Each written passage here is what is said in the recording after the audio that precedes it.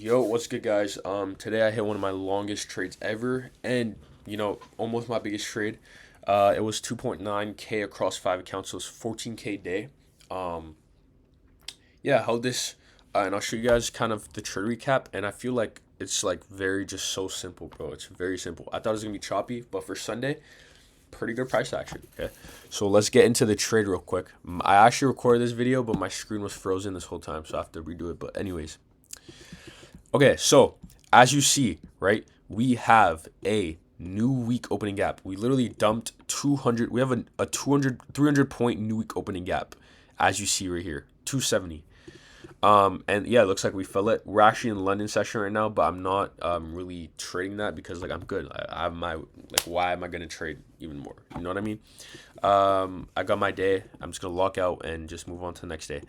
Anyways, yeah, I'm just gonna farm winning days and 10K payout secured again. Another 10K payout. I'm telling you guys. Look, I literally wrote. I don't know if it'll be inversed. Actually, I need to show you guys. Hold on, guys, hold on. I don't know if it'll be inversed.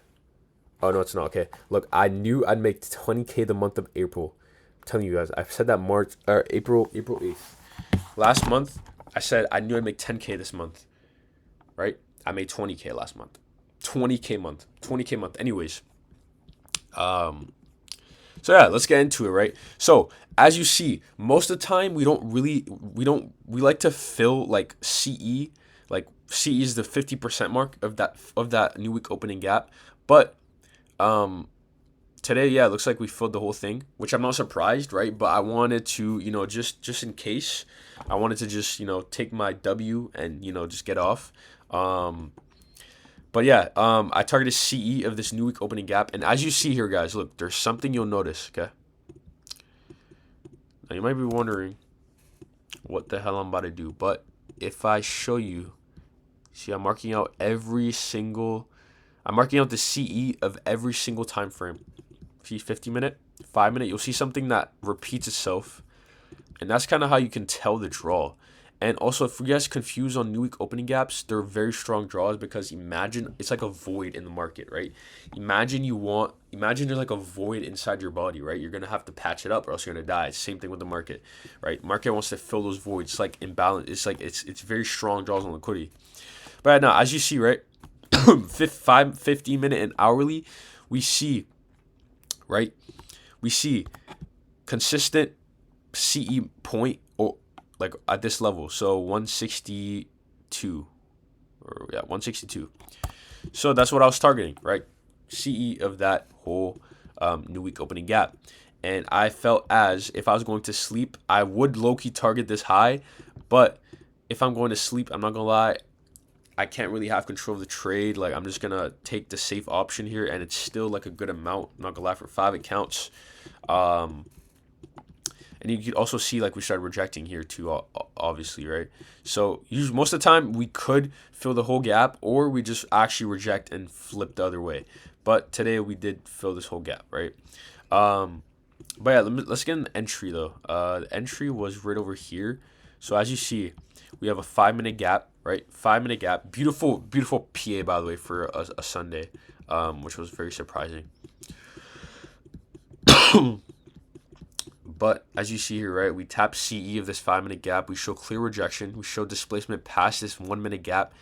And we barely inversed it, but that's good enough for me because we show that displacement through that gap. Like, that gap's not even there. So I think midpoint of this candle, we started moving up. I entered, had my stop at this low.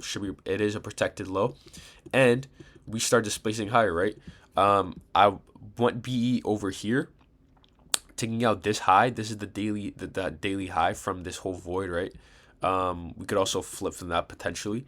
Yeah, anyways, after this right here, this gap is a 15-minute gap. As you see, we tap that 15-minute gap and we show displacement out of there. And look at this beautiful 5-minute close. I was like, okay, yeah, we're good. I went break even here. I think I dragged my stop here, right? Because that's another protected low.